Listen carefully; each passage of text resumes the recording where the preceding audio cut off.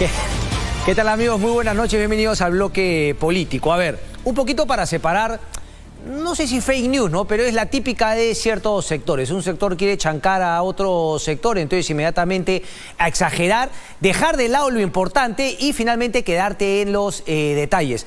Un caso para tocar al cual vamos a entrar, por ejemplo, desde la típica no izquierda, Vladimir Cerrón, llegan tropas norteamericanas al Perú. No dice que son prácticas que se realizan todos los años, entra un número determinado, lo hizo con el presidente Castillo, pero es la chía, ¿no? Querer tratar de contar algo como si en verdad fuese una noticia donde no hay noticia. Donde tampoco había noticia es en el supuesto desaire que le habría hecho el presidente uruguayo Lacalle Pou a el premier Alberto Otárola.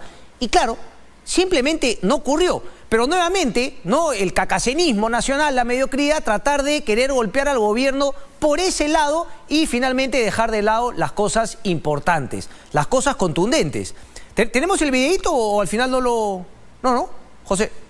A ver, pónmelo solamente para que se vea, porque no, pues desplante Lacalle Pou. Además, apartamos por ahí todo el mundo se va acomodando, se va finalmente, ¿no? La persona encargada del protocolo, ahí está conversando Lacalle Pou, ¿no? Nuestra mano derecha, la mano izquierda de Lacalle está Alberto Otárola. Al final todo el mundo saluda, pingupla, toma la fotito, Lacalle parece que se desconcentra en un momento y luego corrige y le toma la mano a Alberto Otárola. Solamente lo trato de plantear para ver la mediocridad, ¿no? Y cómo finalmente nos llevan a este tipo de tonterías sin hablar los temas de fondo. Lacalle Pou, además, si habría alguno de los presidentes que no le haría el desplante, que obviamente es parte de la estrategia y de la campaña, tanto de López Obrador como de Gustavo Petro, sería justamente a Lacalle Pou, un presidente de derecha, ¿no? De centro derecha, que no está justamente en el lado de izquierda. Es más, han habido dos fundamentalmente posiciones de crítica a, digamos, ¿no? El show que quiso armar el presidente Lula da Silva, que además era el anfitrión de esta cumbre, con Nicolás Maduro. Se lo dijo Gabriel Boric. Ojo, se lo ha dicho Boris, que se pone de izquierda, le dijo, oye, este es un dictador, no sé finalmente qué estás haciendo acá. Y otro que se lo dijo fue Lacalle Pou. O sea que por ahí no iban las balas.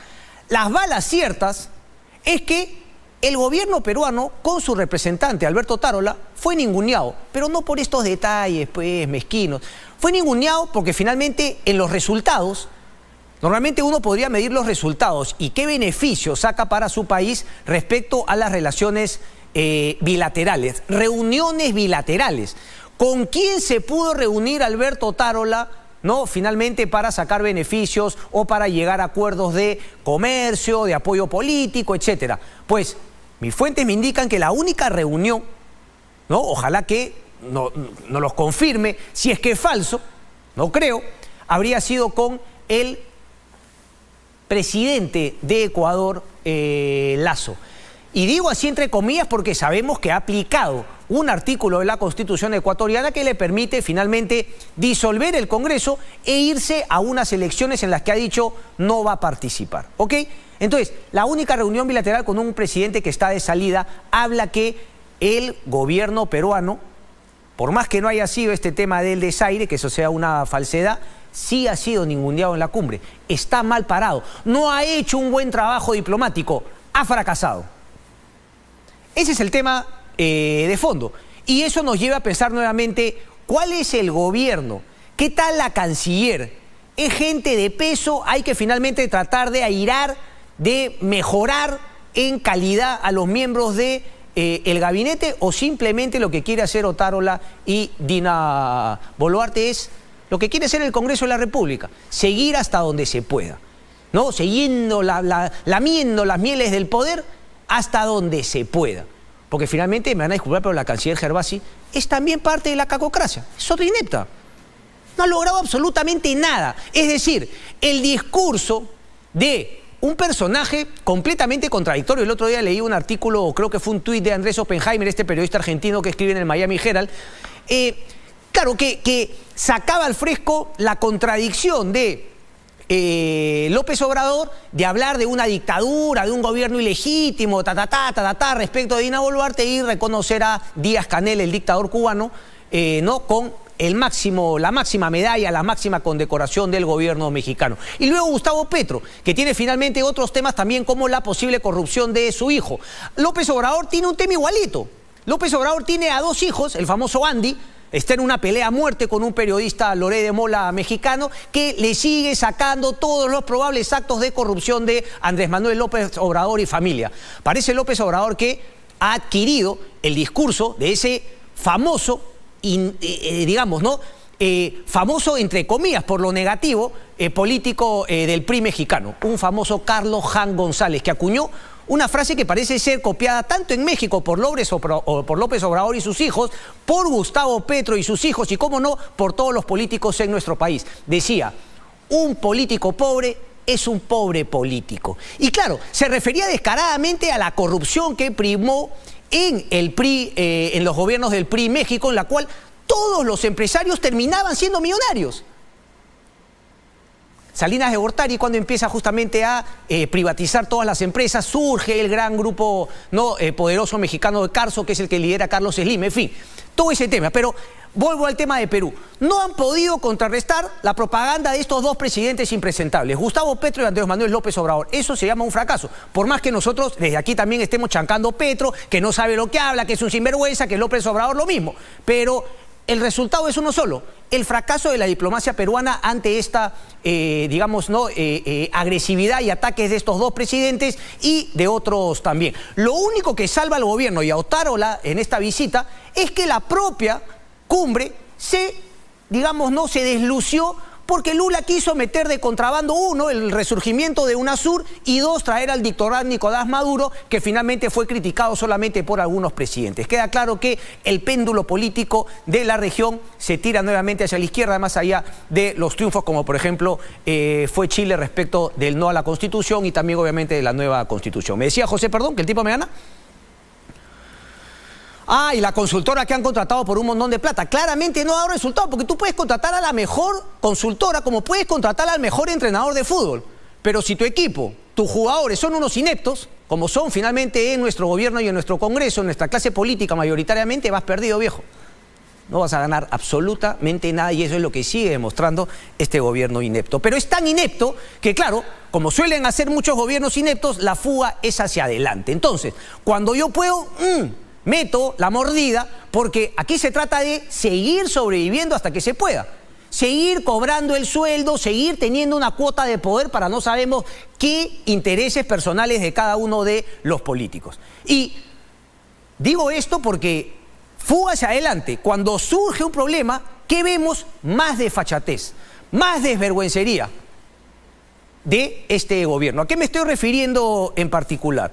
A IRTP, que es el Instituto Nacional de Radio y Televisión del Perú. ¿Qué pasó? Habían puesto a una persona que tampoco no es que tenga los méritos, pero finalmente estaba ahí y era independiente respecto del Ejecutivo.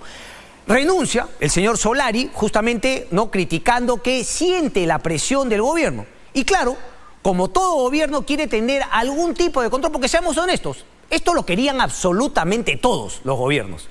Pero ninguno ha llegado a tanta desfachatez, hay que decirlo, como el gobierno de Alberto Otárola y de Dina Boluarte. Y claro, porque saben que el Congreso de la República, a diferencia de lo que planteó Castillo, cuando por ejemplo el ministro de Transportes y Comunicaciones, aún fugado Juan Silva, decía, Canal 7 nos golpea a nosotros como si fuera un canal extraño. Y por eso la necesidad de hacer cambios. O sea, esta era la sinvergüencería de Juan Silva, ministro de Pedro Castillo. Pero ahí mismo tenías a un Congreso de la República que salía a decir, oye, pero ¿cómo va a ser? Porque nos finteaban respecto de una fiscalización que ahora ha desaparecido. ¿Cómo no va a haber desaparecido si el Ejecutivo se mete la mano al bolsillo y ¡juá!, le tira 40 milloncitos para que sigan los pericotes alimentándose en el Congreso de la República? Es una pena. Ahora no han dicho absolutamente nada. Y por eso el Ejecutivo se siente empoderado para aceptarle la renuncia, porque quieren tener el control de Canal 7 y tener... Es que lo de desfachatez, José, se me queda chico, por favor. Me tengo que poner bravo a esta hora. La conchudez de este gobierno, que nadie critica, que nadie cuestiona, eso es lo que me parece alucinante.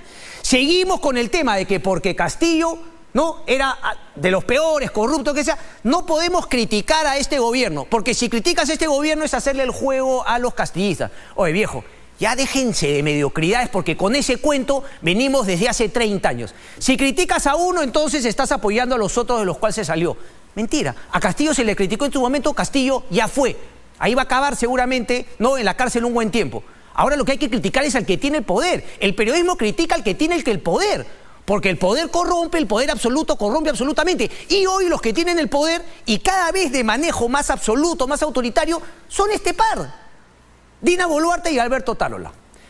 Y ponen a la señora Ninotchka. ¿Quién es la señora Ninotchka? Después les voy a hablar sobre las rencillas que está surgiendo entre un poderoso, Alberto Otárola, y la gente que él quiere meter, y otro poderoso, Nicanor Boluarte, el hermano de la presidenta. La presidenta flota nada más, ¿no?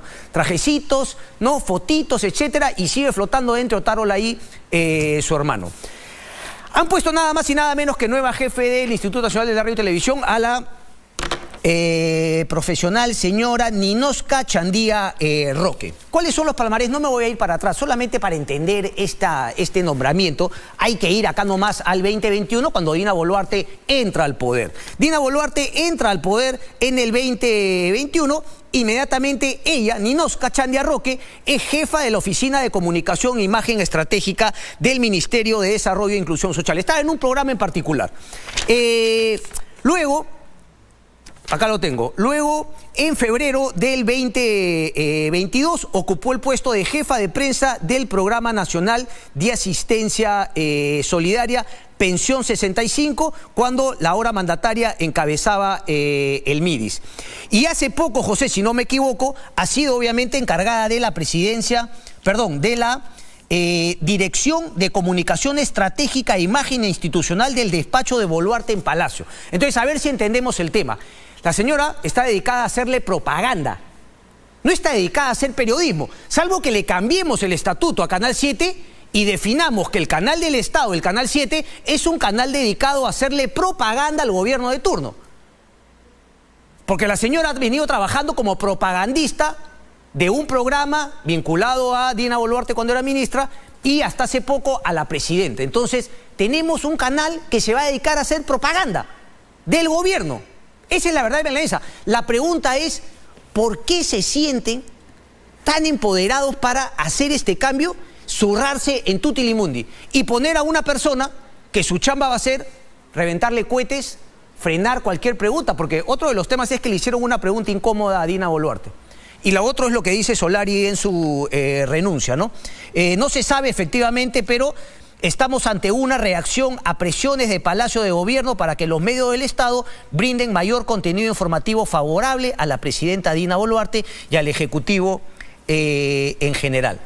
Se había pedido incluso que todos los eventos de Otárola y Dina Boluarte se cubran, no por el canal de noticias del Estado, recordando que ahora tienes televisión digital, tienes varias señales, y hay un canal dedicado a noticias las 24 horas que sí, cubría con más ahínco, con más énfasis las labores y los eventos de Otárola y de la presidenta. Pero ellos querían que la señal abierta, la de Canal 7, que mezcla contenidos culturales, informativos, divertimentos, salud, etcétera, que sea ese el que se dedicase casi exclusivamente a cubrir a Dina Boluarte y a Alberto Otárola. Si es que no empieza uno a sentir, porque no creo que sea por capacidad, no es lo mismo por Castillo, sino porque ven tanta mediocridad alrededor que obviamente quieres más, y quieres más, y quieres más, y como somos un país mediocres, de cacasenos, nadie le pone un par y seguimos con la historia de uy, qué bien que Dina nos salvó de Pedro Castillo. Nadie nos salvó. Dina es parte de lo mismo. Y Boluarte es uno que se ha Otárola es uno que se ha trepado al carro, que siempre también ha querido poder.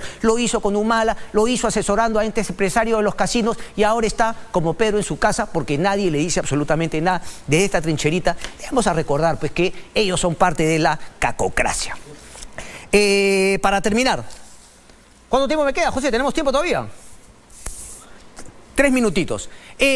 No es solamente el Ejecutivo y el Congreso de la República, porque seguimos sin poder, digamos, corregir los temas de corrupción que vimos en Lavajato, seguimos sin poder reformar el Estado y seguimos con los mismos vicios que teníamos en la época de Lavajato y el Club de la Construcción, etcétera. ¿De qué hablo? Una empresa comete irregularidades, faltas administrativas y quizá, seguramente, corrupción, Mondi Lironda.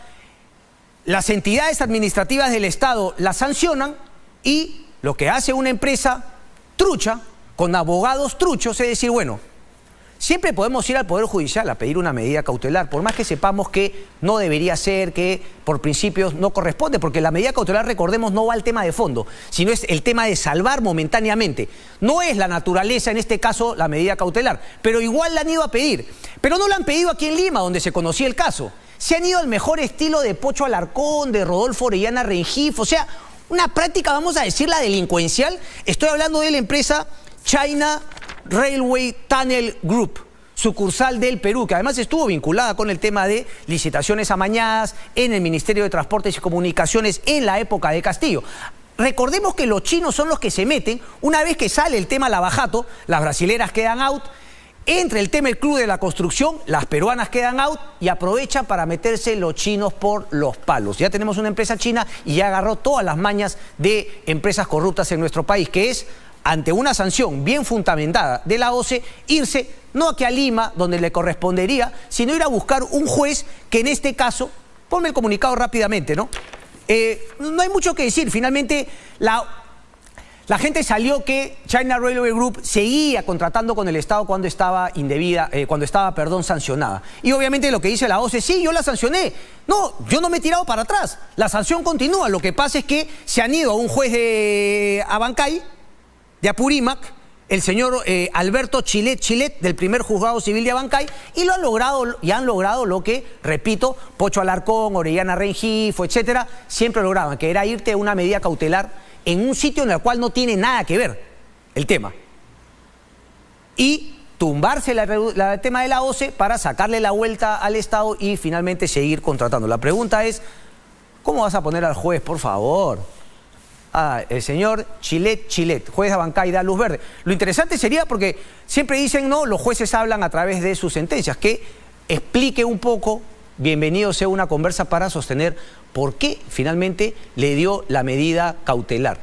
Repito, uno diría que, claro, una medida cautelar es completamente válida, por eso está justamente en el Código Civil, pero el espíritu de la medida cautelar no es este, porque queda claro que ha habido un tribunal previo que ha analizado a fondo el tema y ha declarado una sanción.